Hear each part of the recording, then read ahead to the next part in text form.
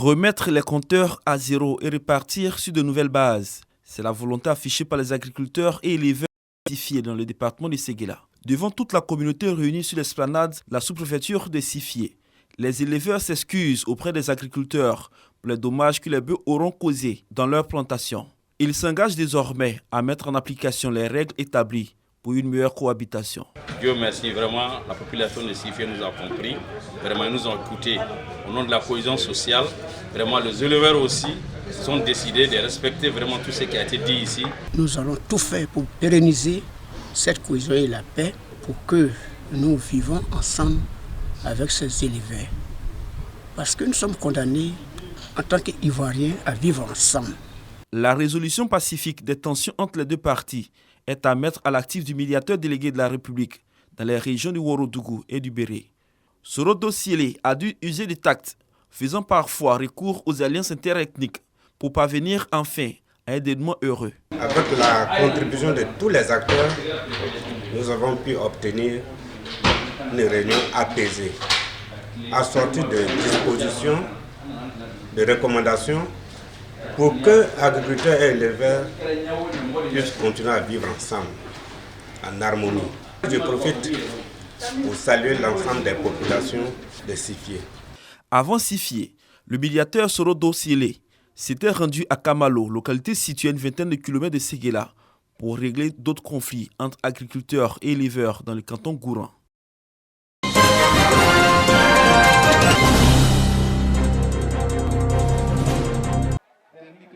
2 hectares. C'est sur cette superficie que sera bâti le marché de la Fédération des sociétés coopératives agricoles du Côte d'Ivoire. Un marché pour stocker et transformer la production des coopératives membres de la fédération. Déjà 38 magasins sont construits. Au cours de cette cérémonie de présentation des différents produits vivriers des productrices, les responsables de la fédération sollicitent le soutien du gouvernement, de l'OCPV, des partenaires au développement et des autorités locales pour la réalisation de ce projet. Nous souhaitons à l'État de Côte d'Ivoire formation, encadrement, technique, appui financier ou autre matériel. Monsieur le directeur central de l'OCPV, nous vous avions sollicité un camion qui a les 15 tonnes pour le ramassage de nos produits. Le représentant du ministre de la Femme, de la Famille et de l'Enfant, le responsable local de l'OCPV et les autorités locales s'engagent à accompagner ces femmes dans la quête de leur autonomisation. Nous permettons aux femmes de la fédération de remonter à Madame le ministre tous vos besoins exprimés pour d'éventuelles prises en charge.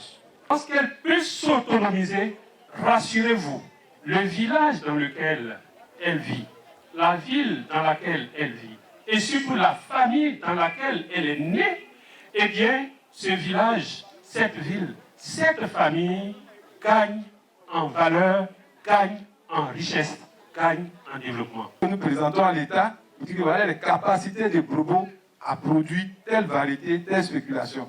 Donc s'il y a un investissement, c'est mieux d'inventer cet investissement-là au niveau de Brobo. Pour l'année 2022, la Fédération des sociétés coopératives agricoles de Côte d'Ivoire a réalisé 50 hectares de manioc et 10 hectares de maïs. Cette fédération est implantée dans 5 régions du pays et enregistre plus de 500 membres. Un défilé des 23 sociétés coopératives membres de la fédération et un stand d'exposition des produits ont meublé cette cérémonie.